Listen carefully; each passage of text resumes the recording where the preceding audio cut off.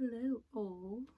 Today is a very momentous day because it is January 3rd, which means it is the anniversary of my name day.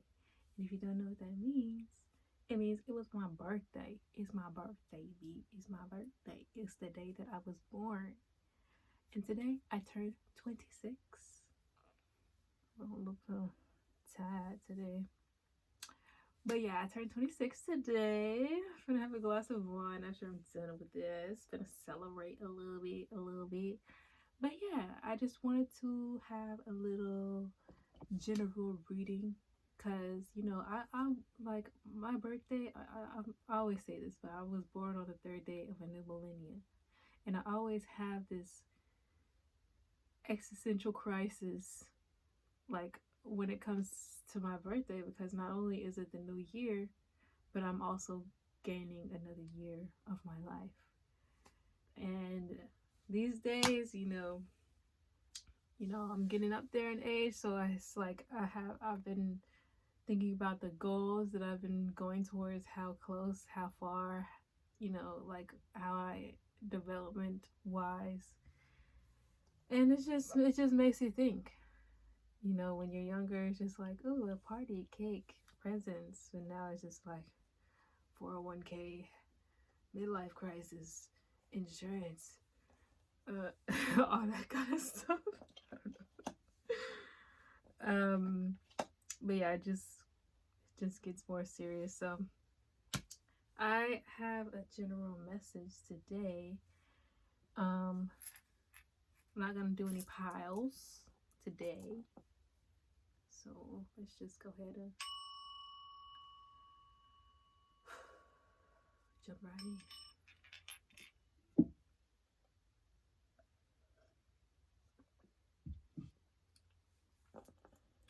So what I asked is, how are we setting the tone for the year to come, and how things, like from retrospect to looking back and moving forward, like what is something that is going to propel us forward. And I think that has to do with discernment, trusting the inner compass, intuition, to lead and understand what season you're in, what season of harvest. Are you in the growing? Are you in the planting? Are you in the watering? Are you in the weeding? Are you in the harvest? Actually receiving the gifts that you cultivated. Are you reaping what you sown? And what is it that you are sowing in order to reap? And I think it just has to do with, it just goes back to like the gardening. Like, do you have people in your circle that will help you cultivate whatever garden it is that you are growing? Or do they create a hindrance? Are they a detriment to you? Do they create boundaries? Are they overextending themselves on the things? Like, are they, how like in Stan Wars, people are always like bragging about like my stand, like my bias, or my queen, my king, whoever this is. They're better. They do these numbers. They have these cars. They have this whatever. Like your fave can never. And it's sort of like, how exactly are you bragging on somebody else's stuff? Like, you know? So it's not that other people can't exactly be proud of you or acknowledge the things that you're doing, but why are you walking around as if my accomplishments are yours? Why exactly are you parading around like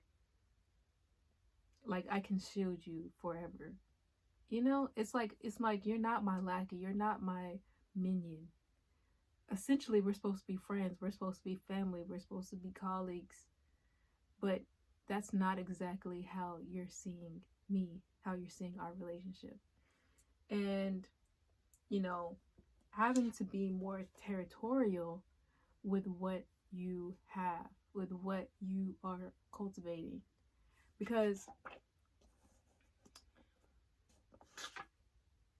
you can't expect to continue to grow if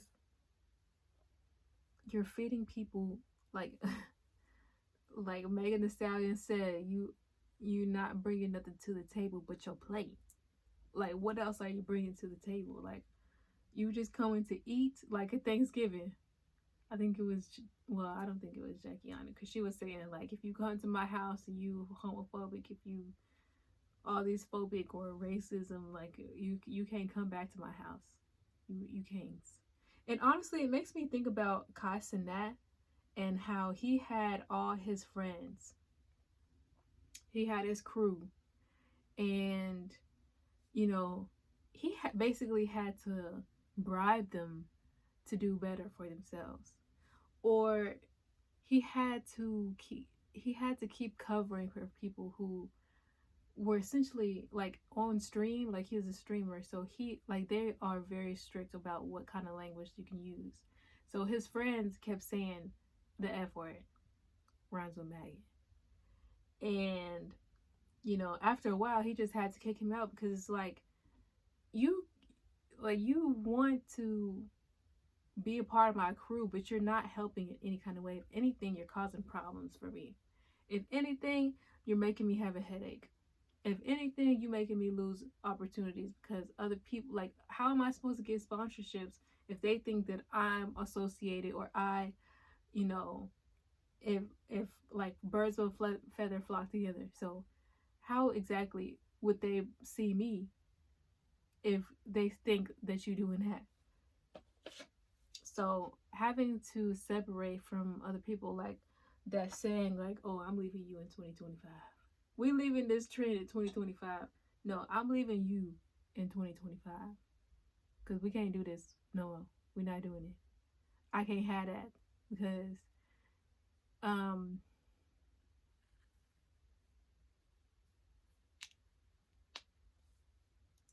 no passengers on my plane. Sorry, it took me so long to think about that. I was like, I know it's Beyonce, but I can't remember. But yeah, no passengers on my plane. My mom just texted me. But yeah, you can't be playing with that. Because if you are a person on social media, or on, like, I just say your personal social media, like, you somewhat have to be inclusive for people. You can't, like, you see what happened to American Eagle, or was it American Eagle? Whoever was sponsoring Sydney Sweeney, like, of course they have their choice, they have their target audience, but it's not like they're going to push away certain people's money. It's not like they're gonna be like, no, we don't take your money. Well, you know, who was it? I think it was Telfar or whoever. There's a whole lot of brands that I don't want, like Lululemon or something like that. They didn't want black consumers, and it's not like they're gonna say no, but it's sort of like, we want our product to be represented by the demographic that we prefer. But yeah, people usually try to get as much money as humanly possible. That's just capitalism. That's capitalism. That's the America we live in. So you can't go around pissing people off. I mean, sometimes you can be a little bit rebellious. I mean, that just goes with, you know, if you stand for nothing, you'll fall for anything. And I know that. But, you know, if you're a brand, if you're a company, if you're a collaborator, then it's best to have as many friends as possible. It's best to not burn bridges. And having people that burn bridges for you, it's not like you can unburn a bridge. You know? Yeah.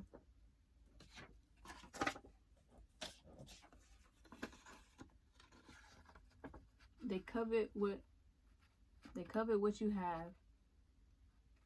They cause problems and they don't take responsibility. They like, it's not me, it's them. I mean, it wasn't my fault. I mean, if somebody else would have done this, you know what I'm saying? You know what I'm saying? So you have to, maybe you have Pisces, Cancer, or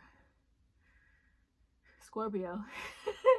Or you have it in your chart, or you just are channeling their energy of using the intuition, using the emotions, or tuning in with your emotions, being in tune with your emotions, and letting them guide you, not really letting them control you, but letting them guide you. Because if you have people around, you have opportunities that won't last. They'll deteriorate under the pressure, under, it's like sand slipping through your fingers. Okay. But I'm thinking over here, because that's in retrospect. Like, but in the coming year, if you use, in the wind I sail in the sea, it's behind me, and no one knows how far it goes.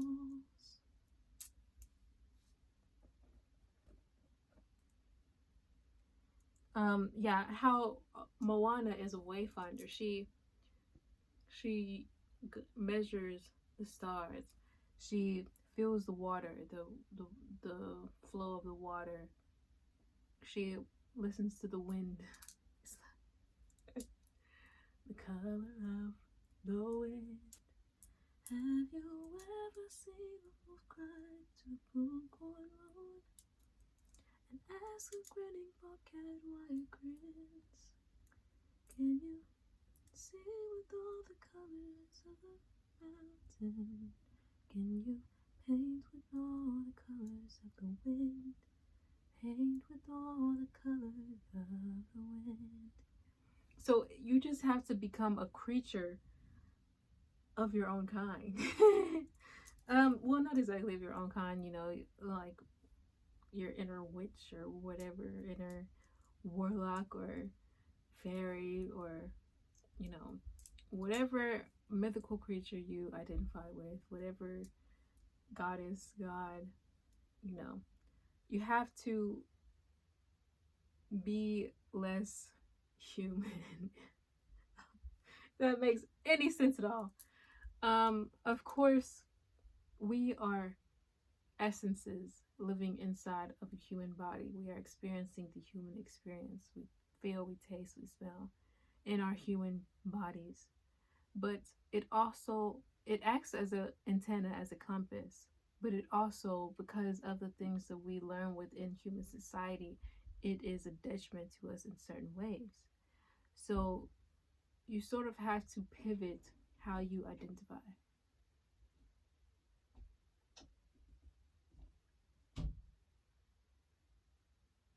It's my mom.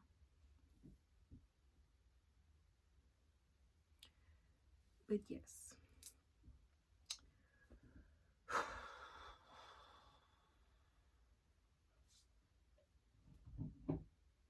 As long as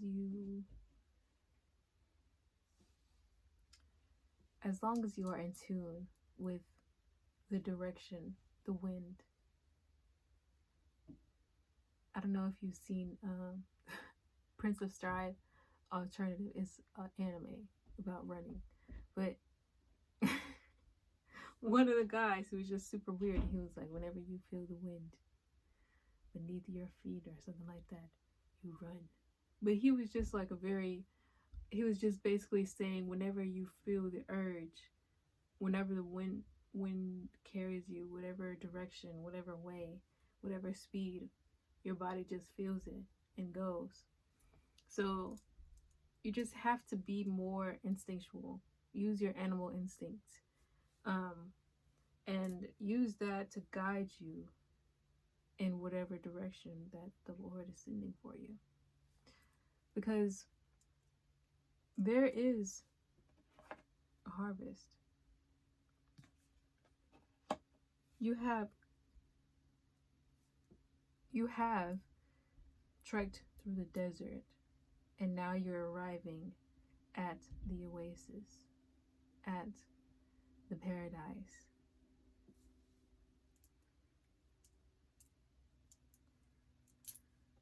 You're leaving behind, and because you're leaving these things behind, is giving you the authority, is giving you the opportunity to continue to grow, to lush, extravagant fields and fields and fields and fields of harvest.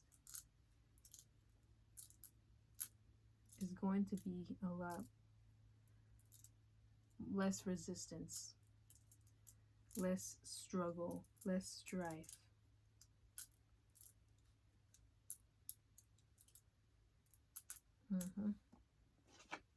Justice is being served.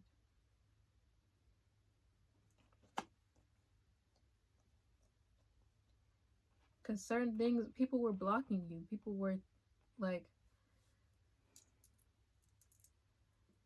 I've been referencing Percy Jackson a lot, but I love Percy Jackson. But yeah, Percy is a demigod, and he had a stepdad that had like this smell that would repel monsters. And that's sort of doing the same thing, like in the same vein, but for positive things. So if you have if you have certain people around you, they will repel certain gifts, certain opportunities because of their stench. Like fairies, or, I just feel like fairies, like, I don't know, Tinkerbell. Like you would think that they have like spirits. They have like they're very sensitive. And it's sort of like corruption. Having corruption around you, like how can you grow something in a place that has rotted vegetables or something like that? I mean, fertilizing, but like, you know what I mean. All right, y'all, I feel like I'm flailing. Is there anything else?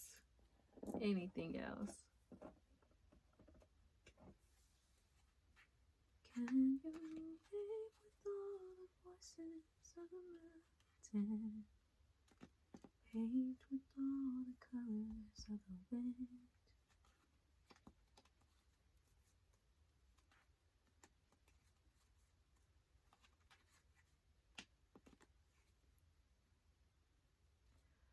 You think that people aren't people because they don't look and talk just like you. So these people also had a prejudice. I know I feel like I am over expounding on the people around you. But it only takes one rotten apple to mess up the bunch, And that's why it's so important to separate yourself. Separate. And also, I think in my last video, I was talking about how it's so important to walk alone sometimes. You can't always depend on other people. It's not like I'm saying you can never depend on other people. It's great to have community. It's great to confide in people. But you have to be careful, because they affect your trajectory. Just like people can propel you forward. Like people always say, millionaires, if you want to go be in a tax bracket that's higher than the one that you have now, you hang around people who have higher tax brackets. They're in a different tax bracket because they will rub off on you. You'll pick up on their habits. You will want to emulate them because you want to be where they are. But you can't emulate somebody that's further behind you? Or if someone's trying to emulate you, you have to be strong and centered enough to not let them be a bad influence on you. You can't let them drag you down. Is there anything else here? Anything else?